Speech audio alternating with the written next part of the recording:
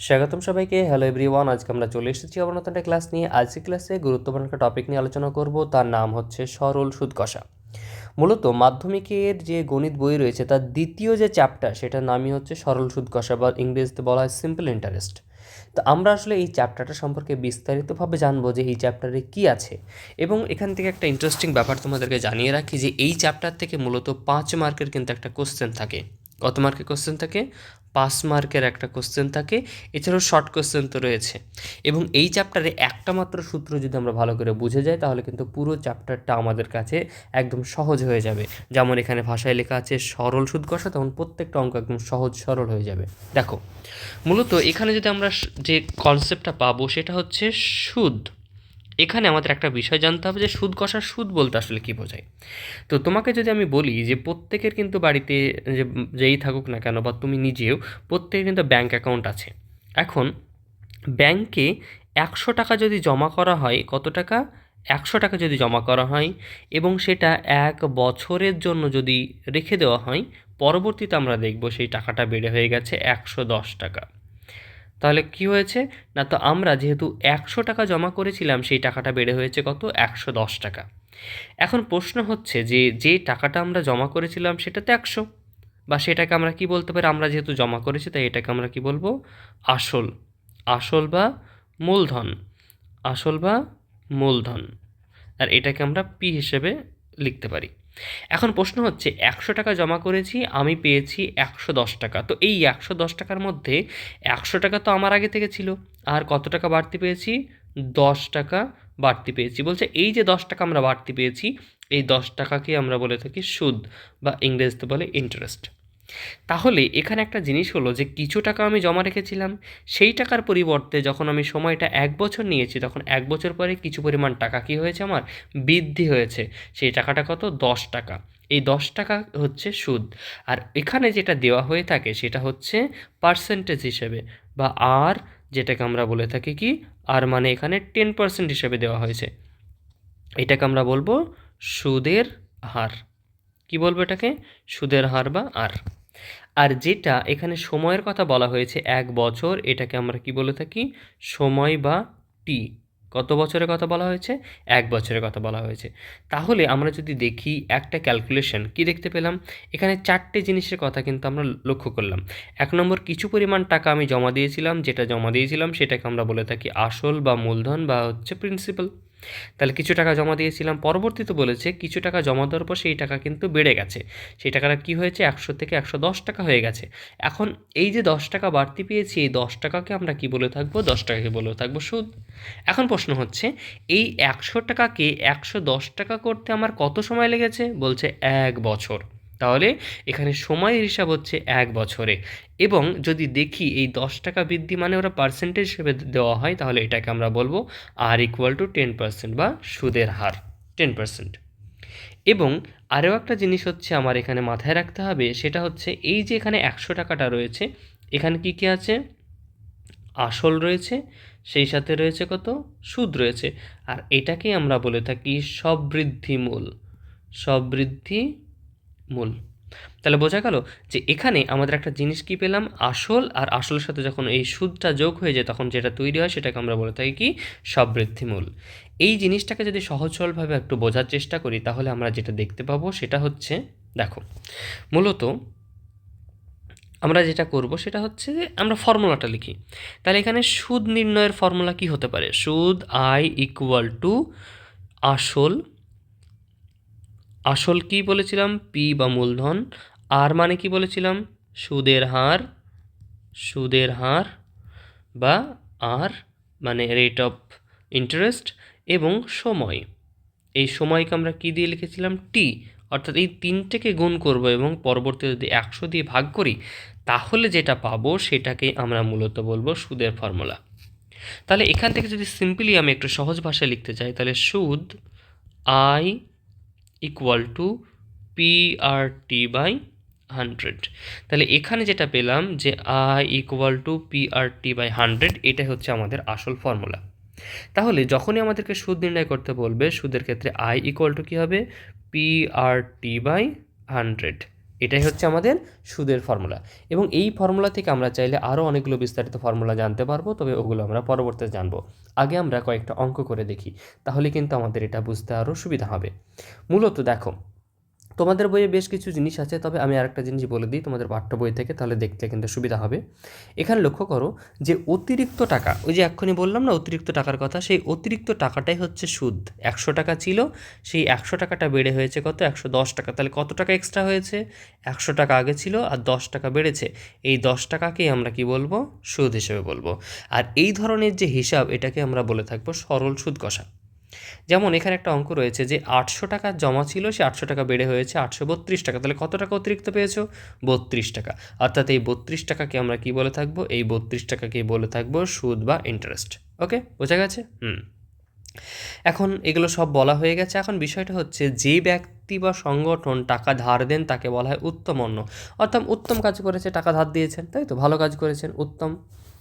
আর যে ব্যক্তি বা সংগঠন টাকা ধার নেন তাকে বলে অধমন্য, তাকে আমরা কী নামে ডেকে থাকবো, অধমন্য। ঠিক আছে, তাহলে এক্ষেত্রে কিন্তু আমরা এই দুটো বিষয় জানলাম। এবার আমরা অনুশীলনীতে যাব এবং প্রত্যেকটা অঙ্ককে খুবই সুন্দরভাবে সহজভাবে কিন্তু বোঝার চেষ্টা করব, যাতে করে প্রত্যেকটা অঙ্ক আমরা খুব সুন্দরভাবে করতে পারি, যাতে কোনো অসুবিধা না হয়। তো মূলত এখানে যে অঙ্কটা রয়েছে 46 পেজে তোমাদের, সেখানে দেখবে প্রথম অঙ্কটার ক্ষেত্রে আমরা দেখছি দুই বন্ধুর গল্প কিন্তু এখানে বলা আছে। তো আমরা প্রশ্ন পড়েই বুঝবো, আমাদেরকে সংক্ষেপে লিখে নিই যে আমরা কি করতে চলেছি বা আমাদের কি হাতে দেওয়া আছে জানতে হবে। আমাদেরকে সুদ সমান দেওয়া আছে, সুদ আই ইকুয়াল টু PRT/100। তাহলে এই ফর্মুলাটা আমাদের হাতে আছে। এখন প্রশ্নটা পড়ে দেখার চেষ্টা করি, যে বলেছে দুই বন্ধু একসঙ্গে একটি ছোট্ট ব্যবসা চালাবার জন্য বার্ষিক 12% হারে। তো আমি আগেই বলেছিলাম, যখন অঙ্কটা বোঝানোর সময় বলা হয়েছিল যে যখন পার্সেন্টেজ আকারে থাকে, কী আকারে থাকে, পার্সেন্টেজ আকারে থাকবে, তখন সেটাকে আমরা কি বলে থাকবো, সুদের হার। তাহলে এখানে যে পার্সেন্টেজ রয়েছে সেটাকে আমরা কী হিসেবে লিখবো, সেটা হচ্ছে আর। ওকে, নেক্সট, সরল সুদের হারে একটি ব্যাংক থেকে 15,000 টাকা ধার নিল। অর্থাৎ যে টাকাটা নিয়েছে, আমরা যেমন এখানে বলেছিলাম না আসল বা মূলধনের কথা, যে টাকাটা নেওয়া হয় বা জমা দেওয়া হয়, তাহলে এখানে আমরা দেখতে পেলাম যে কি রয়েছে না, তো যেটা নেওয়া হয়েছে বা জমা দেওয়া হয়েছে এটা কি, এটা হচ্ছে 15,000, এটাকে আমরা কি বলে থাকবো, পি বলবো। তাহলে পি মান খুঁজে পেয়েছি। এখন প্রশ্ন বলেছে 4 বছর পর, তাহলে কত বছর পর, আর বছরের হিসাব কখন হয়, বছর হয় শুধুমাত্র সময়ের জন্য, এটাকে আমরা টি হিসেবে উল্লেখ করব। বলেছে 4 বছর পর ওই টাকার জন্য তাদের কত টাকা সুদ দিতে হয়। প্রশ্নটা এখানে যে সুদ মানে হচ্ছে আয়ের ভ্যালুটা কত।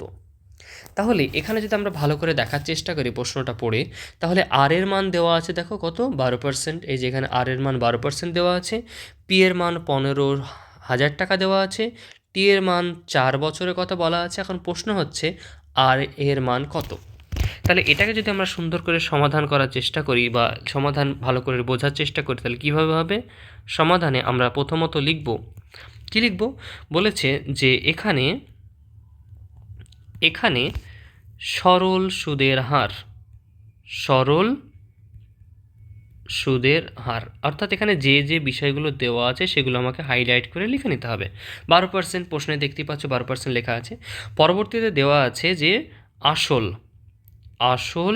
অথবা মূলধন, যে কোনো একটা আমরা বলতে পারি, আসল বা মূলধন, যেটাকে পি বা প্রিন্সিপাল লেখা হয়, কত দেওয়া আছে, 15,000 টাকা। এই যেখানে দেখতে পাচ্ছ এখানে কত লেখা আছে, 15,000 টাকা। এখন সময়ের কথা বলেছে, তাহলে সময় বা টি ইকুয়াল টু কত, 4 বছর, আর এখানে হিসাব হচ্ছে টাকাতে। এখন আমার কি লাগবে, সুদ লাগবে। সুদের মান কত, সুদ আই ইকুয়াল টু, আমরা জানি না, যেহেতু জানি না রেখে দিয়েছি। এখন এইগুলো থেকে আমরা কি বলতে পারি, যে আমরা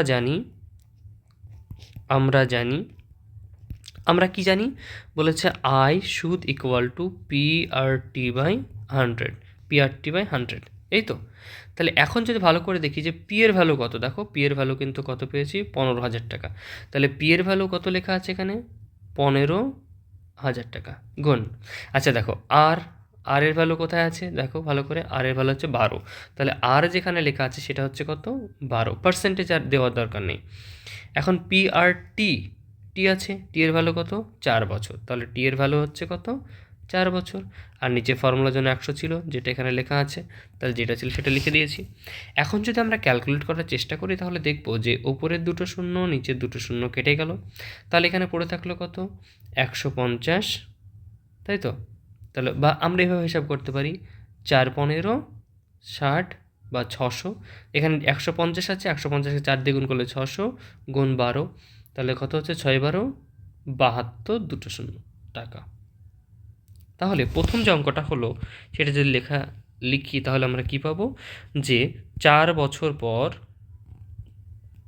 বছর পরে 15,000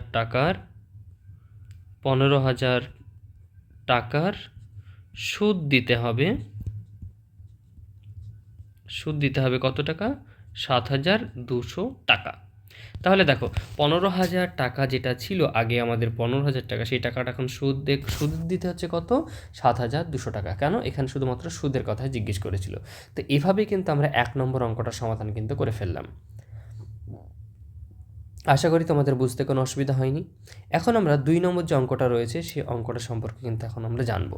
দেখো 2 নম্বর অঙ্কটা বলা হয়েছে যে 2005 সালের জানুয়ারি থেকে, 2 নম্বর প্রশ্নে বলেছে 2005 সালের 1 জানুয়ারি থেকে 27 মে পর্যন্ত বার্ষিক 6%, তো 6% যেহেতু পার্সেন্ট চিহ্ন আছে তার মানে এটাকে আমরা বুঝে যাব আর হিসেবে লিখতে হবে, এবং সরল সুদের হারে 2,000 টাকা সুদ, তার মানে হচ্ছে পি লেখা আছে এখানে। এখন যেটা 1 জানুয়ারি থেকে 27 পর্যন্ত যেটা বলা আছে সেটা হচ্ছে টি বা সময়। এখন সময়টাকে আমাকে ভালো করে বের করতে হবে, এবং শেষের দিকে লেখা আছে প্রশ্নে যে সুদের মান হচ্ছে আই, সেটা আমরা জানি না, সেটাকে আমরা ক্যালকুলেট করতে হবে। এখন আমরা যদি জানার চেষ্টা করি তাহলে আমরা একটা জিনিস লক্ষ্য করব যে এখানে কী কী দেওয়া আছে। দেখো আমরা আগেই বলেছিলাম 2 নম্বর অঙ্কটা যদি আমরা করি, যে প্রত্যেকটা ক্ষেত্রে আমাদেরকে যে ফর্মুলাটা জানি I equal to P R T by 100, এটা কিন্তু মাথায় রাখতে হবে এবং সেই হিসেবে অঙ্কটা করতে হবে। এখন এই ফর্মুলা অনুযায়ী দেখো আমার প্রত্যেকটা জিনিস লিখে নিতে হবে। এখানে কী কী আছে, এখানে বলেছে যে বার্ষিক সুদের হার কত, আর ইকুয়াল টু 6%। প্রশ্নে দেখতে পাচ্ছ 6% লেখা আছে। পরবর্তীতে বলা হয়েছে যে আসল বা মূলধন কত, আসল বা মূলধন যে কোনো একটা তুমি লিখতে পারো, অসুবিধা কিছু নেই, বা পি ইকুয়াল টু, যদি আগেরটা আর ছিল, ইকুয়াল টু কত দেওয়া আছে, 2,000 টাকা। তাহলে এখানে পি ইকুয়াল টু 2,000 টাকা পেয়েছি। পাশাপাশি আমরা যদি দেখার চেষ্টা করি পরবর্তীতে কী রয়েছে, এখন সময়টা হিসাব করতে হবে, সময় টি। এখন প্রশ্ন হচ্ছে দেখো জানুয়ারি মাস থেকে আমি যদি এখানে ক্যালকুলেট করি, জানুয়ারি মাস থেকে শুরু করি, জানুয়ারি ফেব্রুয়ারি মার্চ এপ্রিল, তারপরে কি আছে, মে। তো এই পুরোটা মাস কিন্তু এখানে বলেনি, সব মাসের কথা কিন্তু বলেনি। এখানে যে 5টা মাসের কথা বলা আছে সেগুলোর মধ্যেও আবার ভাগ আছে, মানে কোন দিন কটা সেটা কিন্তু দেখতে হবে। এখন সালটা যেহেতু আছে 2005 সাল, তাহলে কত সাল এটা, 2005 সাল। তার মানে এটা কি লিপ ইয়ার, তো বলছে না, নট লিপ ইয়ার। তো 2005 সাল কিন্তু লিপ ইয়ার না, যেহেতু লিপ ইয়ার না তার মানে আমরা জানতে পারবো জানুয়ারি মাস 31 দিনে হয়, ফেব্রুয়ারি মাস হয় 28 দিনে, মার্চ হয় 31 দিনে, এপ্রিল যে মাসটা রয়েছে সেটা হচ্ছে 30 দিন, এবং মে হচ্ছে যেহেতু 27 তারিখ বলেছে তাই আমাকে এখানে নিতে হবে কত, 26 তারিখ। কেন, যেদিন হিসাব করা হচ্ছে, অর্থাৎ যেদিন থেকে শুরু এবং যেদিন থেকে শেষ তার মধ্যে একটা দিনকে বাদ দিতে হয়, এবং এগুলো যোগ করলে হচ্ছে 146 দিন। যদি আমরা যোগ করি তাহলে উত্তর কত আসবে, 146 দিন। তাহলে আমরা এখান থেকে কী পেলাম, দিন হচ্ছে 31 প্লাস 28 প্লাস 31 প্লাস 30 প্লাস 26, হিসাব করলে হচ্ছে 146 দিন। এখন প্রশ্ন হচ্ছে আমাদের তো দিনে হিসাব হয় না, আমাদের হিসাব কিসে হয়, আমাদের হিসাব হচ্ছে বছরে। তাহলে যদি আমি দেখার চেষ্টা করি তাহলে 146 দিন যেটা ছিল এই দিনটাকে 365 দিন দিয়ে ভাগ করে দেব, তাই তো? তাহলে এটা ভাগ করে দিলে কিসে হিসাব চলে আসবে, বছরে। আর যদি এটা হয় তাহলে আমরা দেখব, এখানে কাটাকাটি করব, তাহলে কত হচ্ছে 146/365।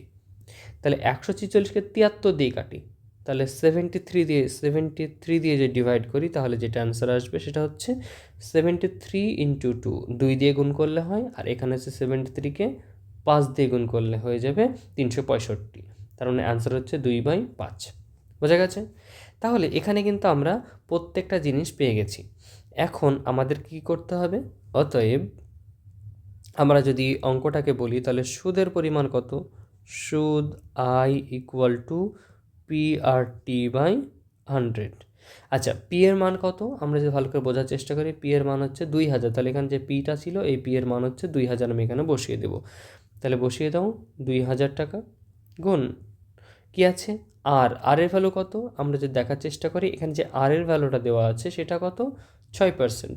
তাহলে যেখানে আর আছে সেখানে 6% বসে গেল। পরবর্তীতে যদি দেখি টি এর ভ্যালুটা হচ্ছে 2/5, তাহলে সেই 2/5 এখানে বসে যাব 2/5, আর নিচে ফর্মুলার জন্য 100। আচ্ছা, আরেকটা জিনিস বলে দিই, এখানে যেটা আমি হিসাব করেছিলাম এই পাশটা, এটা কিন্তু রাফ। এই রাফ হিসাবটা কিন্তু তোমাদের বোঝানোর জন্য তোমরা ওটা চাইলে স্কিপ করতে পারো। তো এখন দেখো, এখানে যদি আমি ভালো করে দেখি তাহলে এটা বাকিটা ক্যালকুলেট করে দেখতে হবে কি আছে। তো হচ্ছে 2000 গুণ 6 গুণ 2, এখানে যে 5টা রয়েছে, যে 5টা এখানে রয়েছে, এটা কী হবে? নিচের দিকে নেমে আসবে। তাহলে 5টা নেমে এলে কী হবে? এখানে হচ্ছে 100 গুণ 5। ওকে, নেক্সট আমরা যদি আরেকটু ভালো করে দেখার চেষ্টা করি, এবার ক্যালকুলেশন হবে। তাহলে একটা শূন্য ওপরে, নিচের একটা শূন্য, ওপরে একটা শূন্য, নিচের একটা শূন্য, তাহলে ওদিকে 2000 থেকে দুটো শূন্য কেটে দিয়েছে, আর এখানে 100 টাকার মধ্যে দুটো শূন্য কাটা হয়েছে।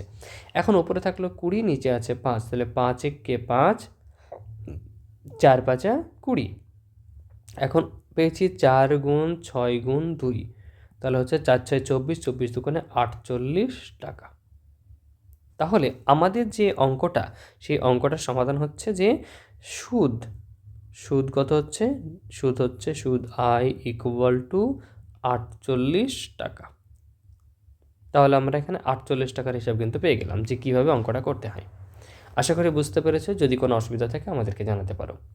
এবার আমরা আরও একটা অঙ্ক করব, যে অঙ্কটা আমাদের কাছে আরও সহজ। দেখো, 3 নম্বর যে অঙ্কটা রয়েছে সেই অঙ্কটার কথা যদি আমরা বলি, এখানে কী কী জিনিস দেওয়া আছে সেটা কিন্তু আমাদের মাথায় রাখতে হবে। প্রথমত বার্ষিক 8% সুদের কথা বলা হয়েছে। বলেছে বার্ষিক 8% সরল সুদের বা 8.1/3%। তাহলে এই যে পার্সেন্টেজ আছে, তো এটা তো আমি দেখেই বুঝে যাব যে এটার ভ্যালু কি, এটা আর এর মান। তাহলে বলা হয়েছে 8.1/3% সরল সুদে 960 টাকার, তাহলে কত টাকার বলেছে? তাহলে এটা হচ্ছে কি পি এর মান। 1 বছর 3 মাসের, 1 বছর 3 মাস মানে এই বছর হিসেব থাকলে বা দিনে বা মাসে যেটাই থাক না কেন সেটাকে আমরা টি বলি বা সময় বলি। তাহলে 3টে কিন্তু প্রশ্ন থেকে আমরা পেয়ে গেছি। এখন সববৃদ্ধিমূলের কথা বলেছে। সববৃদ্ধিমূলে কী কী থাকে?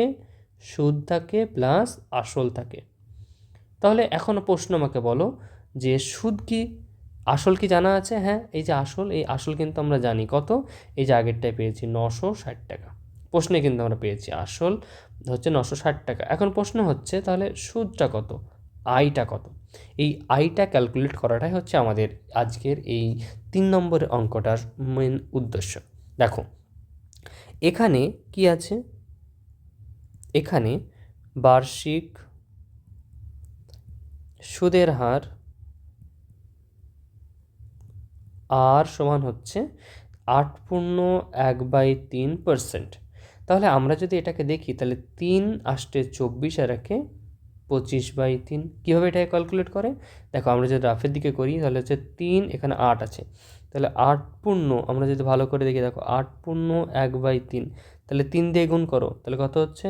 3 গুণ 8 যোগ 1/3, তাহলে 3 আসতে 24 প্লাস 1/3, তাহলে 24 আর একে 25/3। তাহলে এই যে 25/3 কিন্তু আমরা পেয়ে গেলাম। পূর্ণ কী করে ভাঙতে সেটাও শিখিয়ে দিলাম। এখন বার্ষিক সরল সুদের হার তো হয়েছে, এখন আসল কত দেওয়া আছে? আসল বা প্রিন্সিপাল বা মূলধন যেটাকে বলে সেটা হচ্ছে 960 টাকা। হয়েছে? আচ্ছা, নেক্সট, এখন সময় কত দেওয়া আছে সেটা আমাকে জানতে হবে। সময়কে আমরা টি দিয়ে লিখে থাকি। সময় হচ্ছে 1 বছর 3 মাস। এখন প্রশ্ন হচ্ছে আমরা তো ঠিক আছে 1 বছর বছরে হিসাব করি, কিন্তু এখানে মাস চলে এলো না, মাস এলে তো তখন কী করবো আমরা? এর জন্য উপায় হচ্ছে 1 বছর মানে 12 মাস, আর এদিকে 3 মাস, টোটালে কত মাস সেটা মাসে হিসাব করে নিলাম। তাহলে হচ্ছে 15 মাস। আর মাসকে বছরে নিয়ে গেলে কি হয়? 12 দিয়ে ভাগ করতে হয়, কেন 12 মাসে 1 বছর তাই। তাহলে এই হিসাবটা হয়ে গেল বছরে। তাহলে এখন যদি আমরা ক্যালকুলেশন করি কাটাকাটি, তাহলে হচ্ছে কত? 5, 3 5 15, 4 5 20। তাহলে এখান থেকে আমরা যেটা পেলাম সেটা হচ্ছে কত? 5/4 বছর। তাহলে দেখো, বার্ষিক সরল সুদের হারও পেয়েছি, আসলও পেয়েছি, এবং এর পাশাপাশি সময় বা বছর যেটাকে আমরা বলি সেটাও কিন্তু ক্যালকুলেট করতে পেরেছি। সেগুলো কিন্তু আমাদেরকে মাথায় রাখতে হবে এখানে। আর যখনই এগুলো হয়ে যাবে তারপরে বাকি কাজটা হচ্ছে আমাদের অঙ্ক ক্যালকুলেট করা। তাহলে আমরা এটাকে একটু সরিয়ে দিই, তাহলে বুঝতে সুবিধা হবে। দেখো, তাহলে আমাদের যে ফর্মুলা ছিল যে সুদ আই সমান কী ছিল? PRT/100। এখন বলো, প্রশ্ন দিকে তাকাও, বা আমরা যেগুলো লিখেছি সেখানে হিসাব করলেও দেখো, পি এর মান কত দেওয়া আছে? পি এর মান হচ্ছে 960 টাকা। তাহলে পি যেটা দেওয়া আছে এটা হচ্ছে 960 টাকা। তুমি প্রশ্নটার দিকে তাকাও, যে 3 নম্বর প্রশ্নটা, তাহলে বুঝতে পারবে। এর পাশাপাশি যে সময় আর হচ্ছে 25/3%। এর পাশাপাশি এই যে এখানে লিখলাম 25/3%। এবার 5/4 ছিল বছর, তাহলে 5/4 হচ্ছে বছর, আর নর্মালি অঙ্কের জন্য ফর্মুলাতে 100 নিচে। এখন আমরা যদি এটা ক্যালকুলেট করার চেষ্টা করি, তাহলে হচ্ছে 960 ওপরে গুণ 25 গুণ 5, নিচে থাকলো 100 গুণ 3 গুণ 4। কী হয়েছে না, তো এই নিচে যেগুলো 3 আর 4 ছিল সেগুলো একদম নিচে নেমে গেছে, 3 আর 4। এখন আমরা আরেকটা জিনিস লক্ষ্য করবো যে এখানে কীভাবে ক্যালকুলেট করতে হবে বা ক্যালকুলেট করা যায় কি না। দেখো, একটা শূন্য কেটে দিলাম, হয়েছে। আচ্ছা, এখন যদি আমরা 5 দিয়ে কাটি, তাহলে 5 একে 5, 5 দুগুণে 10, কমপ্লিট। আচ্ছা, এবার আমরা আরেকটু ক্যালকুলেট করি। 4 দিয়ে যদি 2 দিয়ে কাটি, তাহলে এখানে 96কে 2 দিয়ে কাটলে কত হবে? 96কে 2 দিয়ে ভাগ করলে হচ্ছে 4 দুগুণে 8, 1 6, 48, 16। তার মানে কত হচ্ছে? 48। এবার এই 48কে যদি আমি 4 দ্বারা ভাগ করি, কত হবে? 4 একে 4, 4 দুগুণে 8, তাহলে কত পেলাম? 12। প্রথমে 48 পেয়েছিলাম, 12। তাহলে ক্যালকুলেট করো, 4 একে 4, 4 12 48। তাহলে এখন আমার কাছে কী কী পড়ে থাকলো ওপরে? আচ্ছা, আবার কাটা যাবে, কোনটা ভালো করে লক্ষ্য করো। 3 একে 3, 3 4 12। তাহলে 4 গুণ 25 গুণ আর কিছু নেই, 1 পড়ে আছে। তাহলে 4 25 যদি গুণ করা হয় তাহলে কত হচ্ছে? 100। তাহলে এখান থেকে আমরা ক্যালকুলেট করে যে হিসাবটা পেলাম যে সুদ হচ্ছে কত? 100 টাকা। সুদ কত হয়েছে? 100 টাকা। এখন আমাদের কি প্রশ্ন চেয়েছে? প্রশ্নটা ভালো করে পড়ো। সবৃদ্ধিমূলের কথা বলা হয়েছে। তাহলে সবৃদ্ধিমূল কী করে হিসাব করব? অতএব আমরা বলতে পারি অতএব সবৃদ্ধিমূল কত? দেখো, অতএব সবৃদ্ধিমূল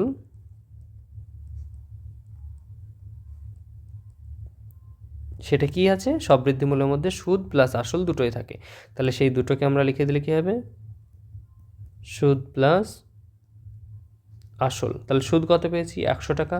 আসল কত ছিল? 960, তার মানে 1060 টাকা। এই হচ্ছে আমাদের অঙ্ক। তাহলে এখানে সবৃদ্ধি মূল সম্পর্কে কিন্তু আমরা বিস্তারিতভাবে জেনেছি, এবং এভাবে কিন্তু আমাদের পুরো ক্যালকুলেশনটা সম্পন্ন হয়েছে। দেখো, 4 নম্বর যে অঙ্কটা রয়েছে সেই অঙ্কটার কথা যদি আমরা চিন্তা করি, তাহলে কি রয়েছে? 3 নম্বর অঙ্ক যেহেতু কমপ্লিট করে ফেলেছি। প্রত্যেকটা অঙ্ক কিন্তু খুবই সহজ, এবং একবার একটা জিনিস বুঝে নিতে পারলে পুরো চ্যাপ্টারে আর কোনো কিছু দরকার পড়বে না। 4 নম্বর যে অঙ্কটা রয়েছে, বলেছে উৎপলবাবু তার জমি চাষের জন্য সমবায় ব্যাংক থেকে বার্ষিক 6% সরল সুদের হারে 3200 টাকা 2 বছরের জন্য ধার নিলেন। তো প্রশ্ন পড়েই তুমি বুঝছো, দেখো পার্সেন্টেজ আছে, তার মানে এটা কি? আর, তাই তো? যেহেতু এখানে 3200 টাকা ধার নেওয়ার কথা বলা হয়েছে, এটা হচ্ছে মূলধন পি, বা আসল। এখানে যেহেতু বছরের কথা বলা হয়েছে তার মানে এটা হচ্ছে টি বা সময়। তাহলে কী চেয়েছে বলেছে 2 বছর পরে সুদে আসলে তাকে কত ফেরত দিতে হবে। সুদে আসলে মানে সববৃদ্ধি, আসল আর সুদ। তাহলে এইখানে আগে আমাকে কী বের করতে হবে, সুদ কত সেটা আগে জানতে হবে, তবে বাকিটা পারা যাবে। তাহলে একই রকমভাবে লিখে নিই 4 নম্বর যে প্রশ্নটা রয়েছে, যে সমাধান হিসেবে এখানে সুদের হার আর সমান কত দেওয়া আছে, দেখো প্রশ্ন পড়ো, 6%-এর কথা বলা আছে। আসল কত, আসল বা মূলধন বা পি যেটাকে আমরা বলি সেটা হচ্ছে কত, 3200 টাকা, 3200 টাকা। আবার সময়ের কথা কত বলা হয়েছে, সময় হচ্ছে টি ইকুয়াল টু 2 বছর। প্রশ্ন তুমি যদি ভালো করে পড়ো বাকিটা বুঝতে পারবা। অতএব সুদ কমা I equal to P R T by 100। P এর ভ্যালু কত দেওয়া আছে দেখো, এখানে আমরা জাস্ট প্রশ্নটা পড়বো। পি এর ভ্যালু 3200, আর এর ভ্যালু হচ্ছে 6% এবং টি এর ভ্যালু হচ্ছে 2 বছর। যেগুলো আমরা জানলাম সেগুলো আমরা এখানে লিখে ফেলবো, আর লিখে দিলেই কিন্তু আমাদের কমপ্লিটলি হয়ে যাবে। তাহলে 3200 গুণ 6 গুণ 2, 6 গুণ 2 বাই নিচে কত 100।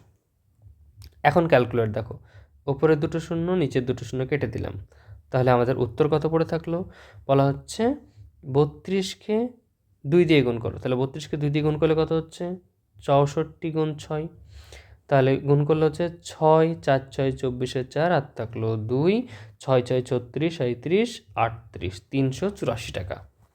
তাহলে এটা হচ্ছে কি 384 টাকাটা কি পেয়েছি আমরা, সুদ যে অঙ্কটা দেওয়া ছিল বা সুদ সেটা কিন্তু আমরা পেয়ে গেছি। অতএব আমরা এখানে একটা জিনিস বলতে পারবো, অতএব সুদে আসলে সুদ যোগ আসল কত, সুদ হচ্ছে 384 টাকা যোগ আসল হচ্ছে 3200 টাকা। আর এটা যখনই যোগ করব তখন কি হবে দেখো, শূন্যর সাথে 4 যোগ করলে কত হচ্ছে 4, শূন্যর সাথে 8 যোগ করলে কত হচ্ছে 8, 2-এর সাথে 3 যোগ করলে কত হচ্ছে 5, আর 3 থেকে গেল ধরো 3584 টাকা। তাহলে এটাকে যদি আমি লিখে দিই কত হচ্ছে, এটা হচ্ছে 3584 টাকা, 84 টাকা। ব্যাস, এভাবে কমপ্লিট। তো আজকে আমরা মোটামুটি 4টে অঙ্ক কিন্তু এখানে সলিউশন করলাম, পুরো অঙ্কটাকে সমাধান করে দেখানো হয়েছে। এর পাশাপাশি প্রত্যেকটা চ্যাপ্টার থেকে কীভাবে অঙ্ক করতে হয় তার বেসিক আইডিয়া থেকে শুরু করে সমস্ত কিছু কিন্তু ধীরে ধীরে আমাদের এখানে আসতে চলেছে। তো আজকে এই যে 2 নম্বর কোষে দেখি আমরা যা করলাম, সেখানে প্রত্যেকটা অঙ্ক আমরা এইভাবে সুন্দর করে সাজিয়ে গুছিয়ে তোমাদের সামনে উপস্থাপন করব। তো আজকে এ পর্যন্ত, আবারও দেখা হচ্ছে পরবর্তী কোনো ক্লাসে। ততক্ষণ পর্যন্ত তোমরা তোমাদের প্রিপারেশনকে ভালো করে এগিয়ে নিয়ে যাও। ততক্ষণ পর্যন্ত এখানে আরও অন্যান্য ক্লাস আসতে থাকবে, সেগুলো আমাদেরকে ফলো করো, আমাদের অ্যাপ্লিকেশন আছে সেগুলো ডাউনলোড করো। এর পাশাপাশি এগুলো থেকে সুন্দর করে নিজের প্রিপারেশন নিতে থাকো। Thank you so much.